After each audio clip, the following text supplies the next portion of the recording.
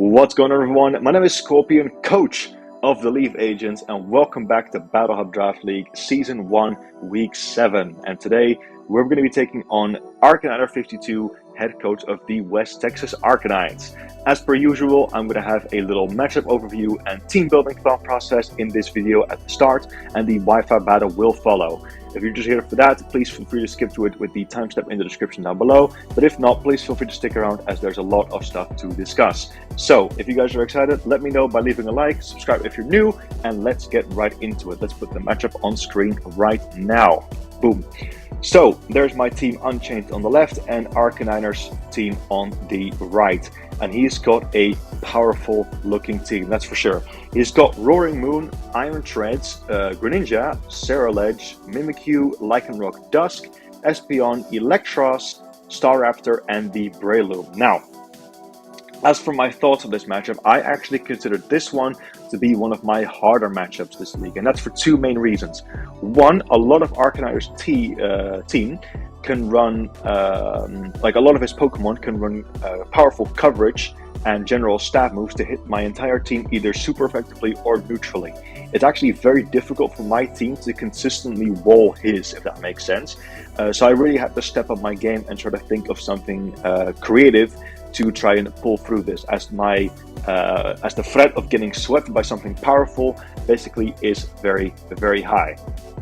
And that directly leads me into reason number two, and that is the general speed tiers. You might be able to see on screen right now the speed tiers on our teams, or at least for my team, is currently sort of in the 19s, ranging from that to the lower 80s, whereas his team mostly ranges from Pokemon that reach above 100. So I'm going to be getting outsped in this battle quite a lot.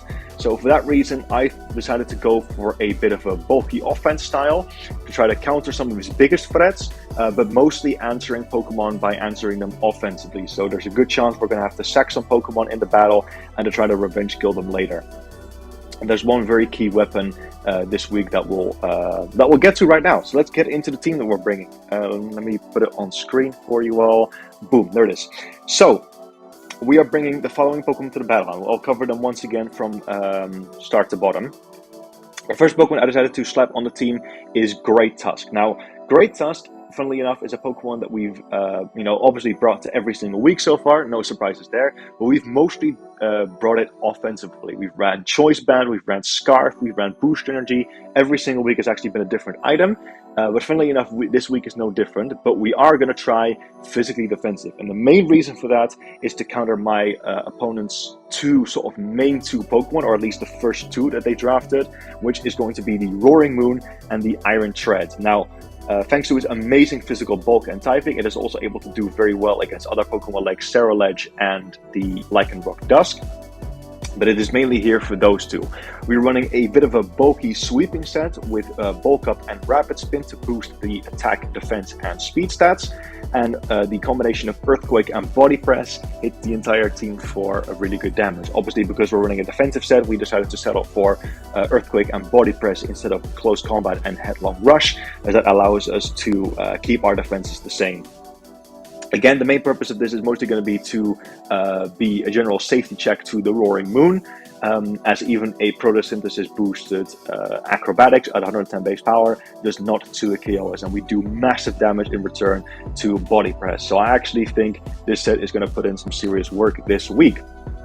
Next up, we're going to be taking Hydreigon off the bench again. Now, a funny thing that I've noticed in Hydreigon in the league so far is a lot of times I've brought this Pokemon, it tends to get its weaknesses preyed upon big time. And this week is going to be no different. Obviously, there's the Espeon that can hit it with Dazzling Gleam, the Cerulege can run Close Combat, the Lycanroc can run Close Combat, the Breloom can have Mach Punch, Roaring Moon can have Outrage, the list goes on and on. This mon gets stomped at from every corner, basically. And that's why we are running the Focus Sash set, because contrary to what I just said, even though Hydreigon might get destroyed by a lot of things, it can also destroy a lot of things in return. The combination of Dark Pulse, Draco Meteor, and Fire Blast hits the entire team for very, very serious damage. And with Hydreigon's amazing special attack stat, that's obviously going to come in clutch. We are also running Stealth Rocks on Hydreigon this week. And the main reason for that is because my opponent has a lot of potential Pokemon that can abuse focus stashes. Mainly, again, I'm talking about the Lycanroc Dusk here, the Espeon potentially, the Breloom, the Sterilege, and I originally really want to try and break these focus sashes, and that's why we're running the Stealth Rocks there. Iron Treads honestly isn't able to threaten us much after we set the rocks up, and we are able to hit it super effectively for a Fire Blast. And the Espeon, which is another form of hazard control on Arcaniner's team, obviously is his Magic Bounce user. But if there's any Pokemon on his team that's not going to appreciate a Hydreigon Dark Pulse, it is for sure the Espeon. So that's why we're running Hydreigon as our Stealth Rocks there this week. Whether or not it's actually going to get to setting up Stealth Rocks, or whether or not it should just like get a kill on something and then die, we're gonna have to wait and see. But I think this set is going to give us some good utility regardless. Next up is going to be the Barraskewda. Now, I'm going to be honest, I'm absolutely loving having Barraskewda over Magnezone ever since we made that transaction for the Leaf Agents. Barraskewda this week, once again, despite all of the different speed tiers on my opponent's team, actually has a very solid speed tier against him. Obviously, it outspeeds everything, even the Greninja. And with the combination of Liquidation, Close Combat, Ice Fang, and Aqua Jet, excuse me, it is able to damage so many Pokemon on the team super effectively, especially Close Combat. I don't know why this fish gets access to that, but I'm absolutely loving it for this week's matchup. We're running 148 speed EVs to be able to outspeed even a max speed Timid Greninja, and the Choice Band allows us to hit everything as hard as possible. We unfortunately couldn't go Adamant this week, but I reckon because of the lack of defenses on my opponent's team, Jolly will do just nicely. And obviously we have the leftover EVs for general bulk. Also, I should mention the extra HP EVs that I put in Hydreigon were also very calculated, because those 12 HP EVs actually allow us to live a Scarf Staraptor Close Combat, funnily enough. I don't know how it lives that, but the extra 12 HP EVs actually allow us to live that while still allowing us to outspeed Mimikyu, which is the next fastest Pokemon on his team. Sorry, I forgot to mention that. Next week we are running the Leaf Agents mascot, Iron Leafs, to absolutely no surprise. And this week we are bringing back the Trailblaze Boost Energy Attack Sweeping set. We're running 32 speed EVs to be able to make sure to outspeed the entire unboosted team after a Trailblaze. And with max attack and of nature, Iron Leafs is really going to tear this team apart. With Terra Fighting and the extra 224 HP EVs in bulk, this Pokemon gets a lot of opportunities to set up a Trailblaze, and after it does so, it breaks open the entire team super well with this 4 attacks all-out offensive moveset. Terra Fighting is mainly there, obviously, to get the stab on Close Combat, which for the most part is to allow us to one-hit KO Iron Treads, among other things, and that just gives us a very, very powerful stab to spam, because it actually does become stronger than Psyblade after Terastallization, which is very solid. So Iron Leafs, I'm really hoping is going to actually put in some serious work this week, because it didn't really get any action last week. And honestly, apart from week 1, it hasn't really seen too much action, even though it definitely has had the potential. But I'm going to be very honest, I have not been playing Iron Leafs to the best of my abilities this week, hoping to change that this battle.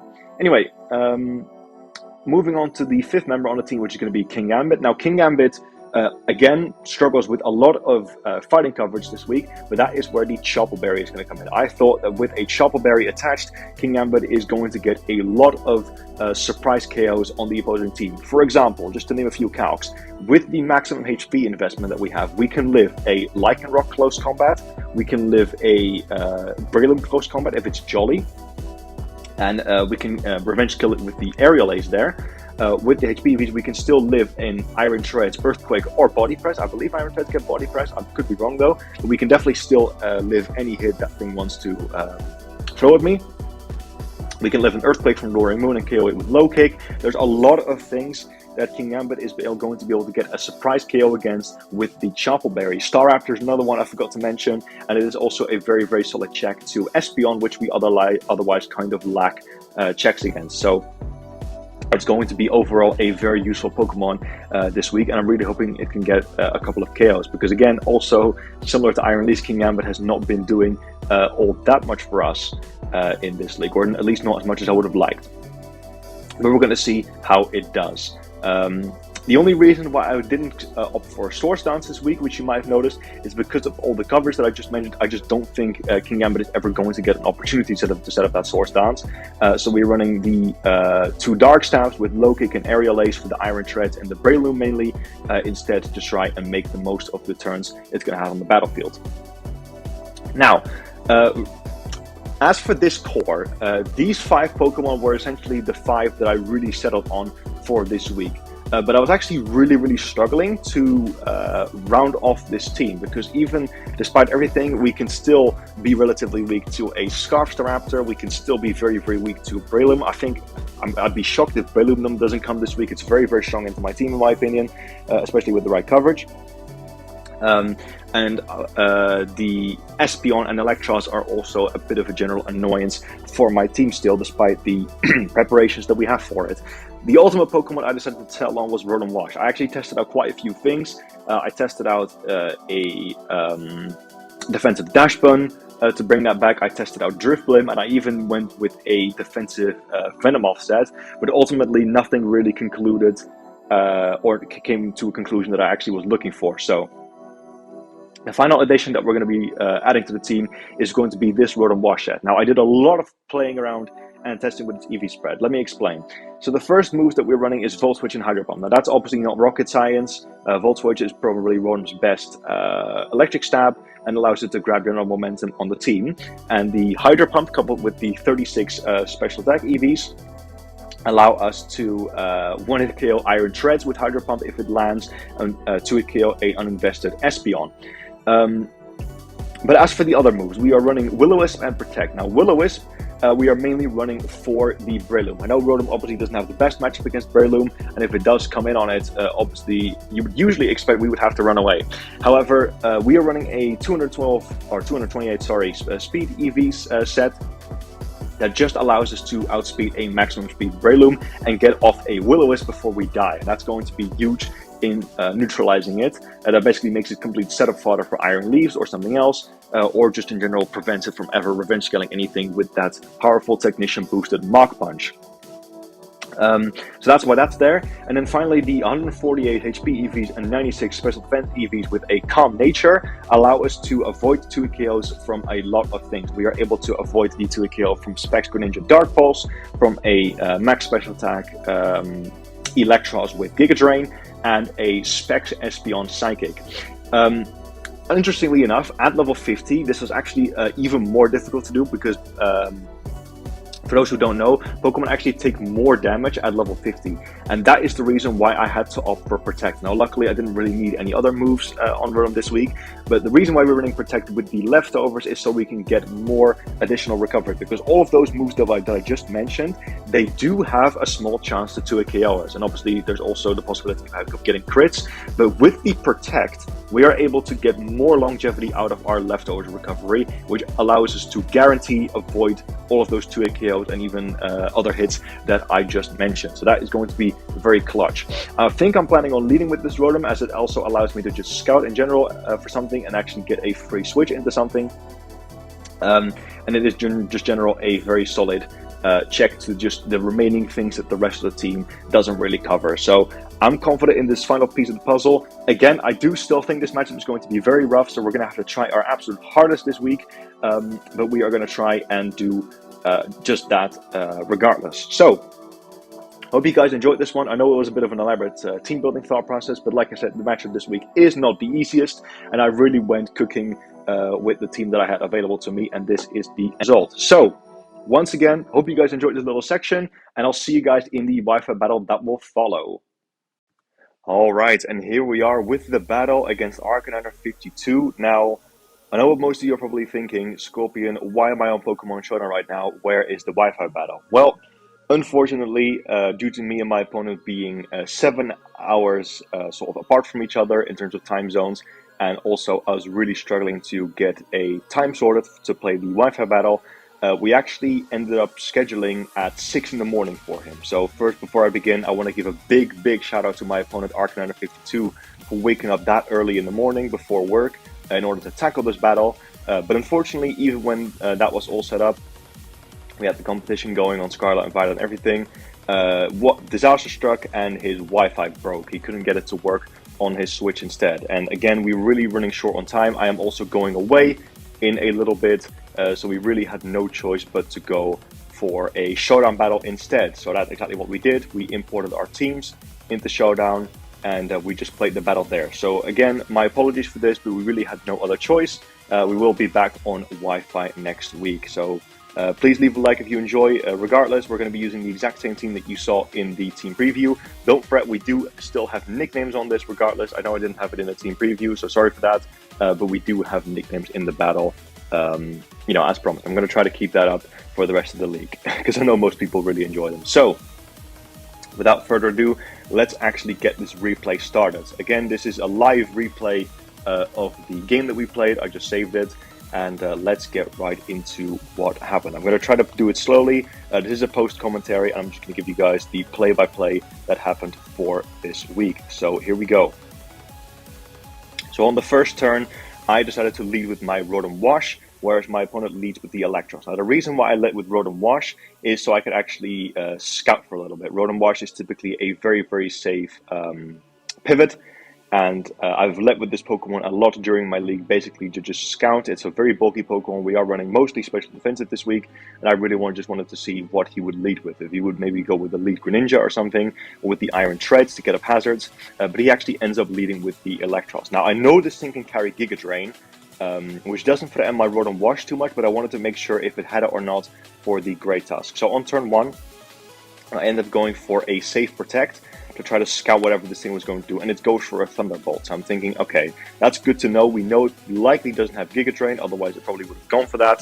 So that's a good play. Now, outside of a couple of coverage moves, I know that Hydreigon is typically a safe play to go for, and I really want my Stealth Rocks up because, as you can see, my opponent has the Espeon, the Ceruledge, and the Greninja, which could all potentially carry Focus Sashes, maybe even the Roaring Moon if he wants to be crazy. So I really wanted to try and prioritize getting my Stealth Rocks up with the Hydreigon here. So I try and go for a slow Volt Switch to try and get my Hydreigon in. However, it turns out I am unfortunately faster. So I'm able to go for a Volt Switch. I go into my Hydreigon, and Arcanines makes a very, very good play as he predicts my Hydreigon to come in and goes for a Drain Punch. Now, thankfully, because of the 12 HP EVs that I have, thanks to speed creeping the team, I am actually able to avoid the 2-hit KO from that, which is very big. However, the Volt Switch damage from Rotom Wash actually tells me that this thing is likely to be Assault Vest. Now, we'll see about that in a minute, but at least I'm able to outspeed this thing, obviously, and get my rocks up. So that's exactly what I'm going to do here. So I got my Stealth Rocks up, very happy that Hydreigon gets access to it this gen. He just goes for another Drain Punch, nearly gets me taken out. And I'm thinking, okay, Electros is a very big threat to my team, especially if it's Assault Vest. This is also one of his Terra Captains, so even though he doesn't need it right now, there definitely could be a Terra down the line. So I'm thinking, you know what, let's just go for a nice and powerful Draco Meteor, as most of the other team members on this team outspeed me now, so Hydreigon probably doesn't do that much. And we are going to drop a Draco on it, and that damage easily confirms that it is Assault Vest, so that is good to know. So Hydreigon unfortunately goes down, and Electros claims the first KO of the match. So Hydreigon again goes down here. Now I go into Barraskewda because I did a little bit of calculating to see what I could do here. There was still the possibility of a Flamethrower coming my way, so I didn't really want to go into Iron Leaves just yet, or even the Thunder Wave. So I decided to go for Barraskewda instead, because Barraskewda is Choice Banded, and this thing is in range even if it's max HP.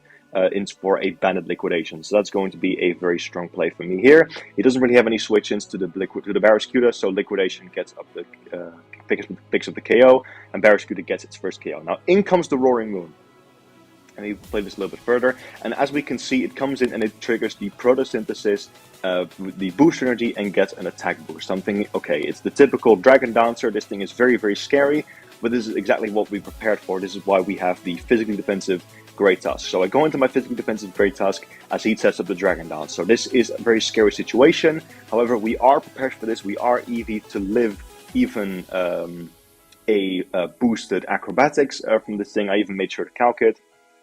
And he does indeed reveal the Acrobatics. We are able to take that, and we are able to retaliate with a Body Press that is easily going to take it out. So Great Tusk did exactly what it was supposed to do, dealt with the Roaring Moon. That thing is out of the way. Threat averted, that is the strongest Pokemon on my opponent's team. So Very, very happy we went with physically defensive Great Tusk this week. We get some leftovers recovery, and now obviously he can go into any of those 2 special attackers to revenge kill me. He decides to go for the Espeon. Now, I actually have a pretty good switch into this. Both my King Gambit and my Rotom Wash are pretty decent switch-ins to this. However, this is another one of my opponent's Terra captains, and I was really fearing the Terra fighting here. And I didn't really want to risk my King Gambit at the time. So I'm thinking, do you know what? The rest of the team, except for Cerulege, outspeeds me, but even Cerulege is probably going to win the 1v1 against me. At the health that I'm at, so I decided to just safely sack off my Great Tusk here, and my opponent kills me with the Shadow Ball. So it's a pretty even game at the moment, 2 for 2, and Espeon takes down the Great Tusk there. However, there is now a gaping hole in my opponent's team, and those who have seen the standings this week may already know where this is about to go. I'm able to go into my Barraskewda because Barraskewda picks up the KO on Espeon with the Banded Liquidation from what it's had, and my opponent just has no switch-ins. Even with the Stealth Rocks up, even Greninja, believe it or not, is 2 KO'd by this Banded Barraskewda. So this thing is going to go absolutely insane right now. Arcanines makes the Iron Treads play, and that thing just instantly goes down to a crit liquidation. Now, I don't know if that actually mattered or not, but obviously after that, unless this thing was Scarf, which I confirmed it was not, I actually have Arcanines Paste. From after the battle, this thing was not choice scarfed, so Iron Treads would have easily gone down afterwards, and obviously we outspeed it as well. So Barraskewda claims another KO, and this thing just looks absolutely insane from this point out. Now, he has definitely figured out that I'm choice banned by now, because even a crit liquidation, obviously he doesn't see the life orb or anything, and a crit liquidation does not actually kill from that position unless it's banned. So he knows I'm choice banned by now, and he goes with the Greninja. Obviously Barraskewda, even with the HP investment that I have, I know I can't really take a hit from this thing. And with the remaining Pokemon, this thing is going to go absolutely insane. So I decided to make the safe play for the Rotom Wash. And this is also exactly why I did not switch in the Rotom Wash earlier to try and save my Great Tusk, so that I could be fully healthy to take on the Greninja. I am EV to always live any 2 hits from this thing with the leftovers and protect. He goes for a Dark Pulse, and that does a lot of damage to me. Obviously it is Protean, and he does reveal that he is Life Orb, so he's not choice specs. We know we can easily take another hit from this thing. So we know we can live another Dark Pulse. All we have to do is just hope we don't get flinched. He does go for another Dark Pulse, and I'm able to go for a slow Volt Switch. We don't get flinched, very luckily, and we're able to get a slow pivot into Barraskewda. And I want you to just have a quick moment to think how you think this battle is going to go right now. And if you think you know, the answer is going to be a lot simpler than you might expect. Barraskewda outspeeds Greninja by 1 point. I am out EV to do that. Greninja is at 191 speed, and my Barraskewda is at 192. So a Banded Liquidation is able to kill the Greninja there. And from this point, it is literally, it is pretty much a wrap, because Espeon comes out. It's not choice scarfed. I was willing to take that risk. It could have maybe knocked me out if it was like Scarf with Magical Leaf. But there was not much he could do there. He didn't actually end up having it. Spoiler alert, he was actually Expert Belt. He told me after the game with Terra Fire. So even a Terra would not have saved him there, in case some of you were wondering about that. And last but not least, Cerulege comes in because of the Stealth Rocks that Hydreigon set up earlier. He's not able to hang on with a Focus Sash. He tries to get the KO on me with the Shadow Sneak, but Barraskewda is having none of it, and we pick up the KO with Liquidation. So Barraskewda went absolutely insane this week. I'm very, very happy that I picked it up. And I was having a little chat with my opponent, Arcanines, after the match, and he told me that Barraskewda was also very strong into his team, and that he didn't really have much prep for it either. So definitely a very lucky game. Now I will say I am a little bit shocked from after the match that the Mimikyu, Staraptor, or Breloom did not come to the battle, and I was asking my opponent why that was, and I want to quickly address right now.